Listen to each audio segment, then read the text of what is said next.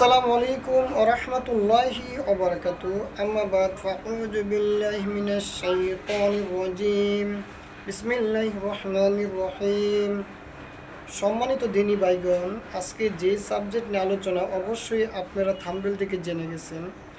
আজকের আলোচনা হলো রোগীর শরীরে থাকা জিনকে অতি দ্রুত রোগীর শরীরে হাজির করার মজারক শক্তিশালী আমল। যে জিন রোগীদেরকে বা অধিক পরিমাণ কষ্ট দিয়ে থাকে বা রোগীর শরীরে আসা যাওয়া করে, সেই রোগীকে সর্বপ্রথম রোগীর শরীরে কোনো তাবিজ তোমার যদি থাকে, রোগীকে বলবেন সেই তাবিজ তোমার খুলে ফেলার জন্য। রোগীকে ওযু করিয়ে জায়নামাজে বসিয়ে রোগীকে বলবেন চোখ বন্ধ করে রাখার জন্য, আর রোগীর দুইটা হাত ঠিক এভাবে রাখার জন্য, মানে উঁচু করে রাখার জন্য দুইটা হাত রাখার পর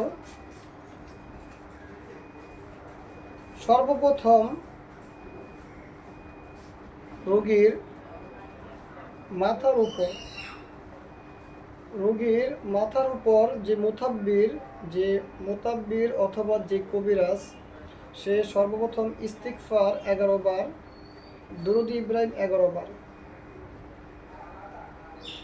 পাঠ করার পর সূরাতুল বাকারা 255 নম্বর আয়াতুল কুরসি রোগীর মাথার উপরে ঠিক কপালের এখানে চাপ দিয়ে এই 4 আঙ্গুল দিয়ে ঠিক এভাবে ধরবেন। ঠিক আছে, এভাবে ধরবেন।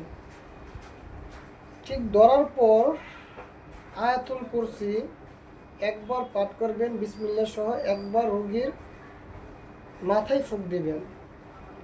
আয়াতুল কুরসি 7 বার পাঠ করবেন, 7 বার রোগীর মাথাতে ফুঁক দিবেন আর বলবেন,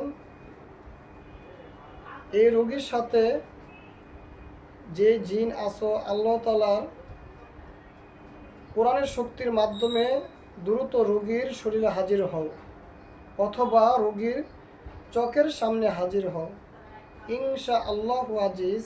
দেখবেন যে জিনটা রোগীর শরীরে আসা যাওয়া করে বা ওই জিনটা রোগীকে ডিস্টার্ব করে, অধিক পরিমাণ কষ্ট দিয়ে থাকে, সেই জিনটা কিছুক্ষণের মধ্যে জিনটা হাজির হয়ে যাবে রোগীর শরীরে।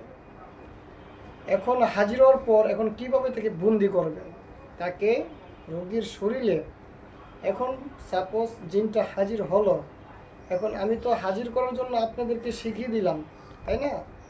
এখন ওই জিনটাকে কীভাবে রোগীর শরীরে